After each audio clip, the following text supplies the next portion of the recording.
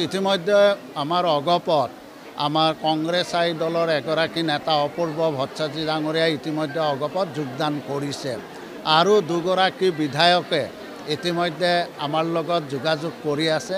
মই আশা ৰাখিছোঁ খুব সোনকালে আমাৰ এই দুজন বিধায়কেও নিশ্চয় আমাৰ দলত যোগদান কৰাৰ আমি নিশ্চয় এটা সিদ্ধান্ত অচিৰেই গ্ৰহণ কৰিম আৰু লগতে আৰু কংগ্ৰেছাই কিছু নেতাই ইতিমধ্যে আমাৰ লগত যোগাযোগ কৰিছে। তেওঁলোকে আমাৰ অগপত নিশ্চয় যোগদান কৰাৰ কাৰণে নিশ্চয় অচিৰেই সিদ্ধান্ত গ্ৰহণ কৰিব।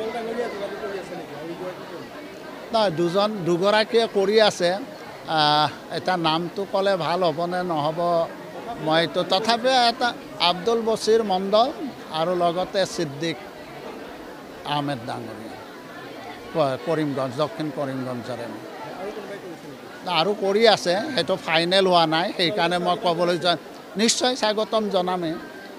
কাৰণ এতিয়া তেওঁলোকেও দিছে যে কংগ্ৰেছত থাকি লাভ নাই, কাৰণ এতিয়া কংগ্ৰেছৰ ভৰিৰ মাটি নোহোৱা হৈ গৈছে আৰু যি ধৰণে তেওঁলোকে এটা বিৰোধী ঐক্য চেষ্টা কৰিছিল, এতিয়া দেখা গৈছে যে বিৰোধী ঐক্য এতিয়া থান বান হ'বৰ কাৰণে উপক্ৰম হৈছে। উপক্ৰম নহয়, ইতিমধ্যে থান বান হোৱাৰ হৈয়ে গৈছে। গতিকে তেওঁলোকে দেখিছে যে যিহেতু তেওঁলোকৰ ভৰিৰ তলত মাটি নাই আৰু অনাগত দিনত কেন্দ্ৰতে হওক বা ৰাজ্যতে হওক চৰকাৰ গঠন কৰাৰ কোনো তেওঁলোকে আশা দেখা নাই। গতিকে তেওঁলোকে ভৱিষ্যতৰ দিনৰ বাবে আৰু সমষ্টিৰ উন্নয়ন বিকাশৰ স্বাৰ্থত নিশ্চয় তেওঁলোকে হয় বিজেপিত যোগদান কৰিব, নহয় অগপত যোগদান কৰিব। এটা তাৰিখটো আমি লোৱা নাই, কাৰণ আমাৰ সভাপতি কাৰ্যকৰী সভাপতি বাহিৰত আছিল।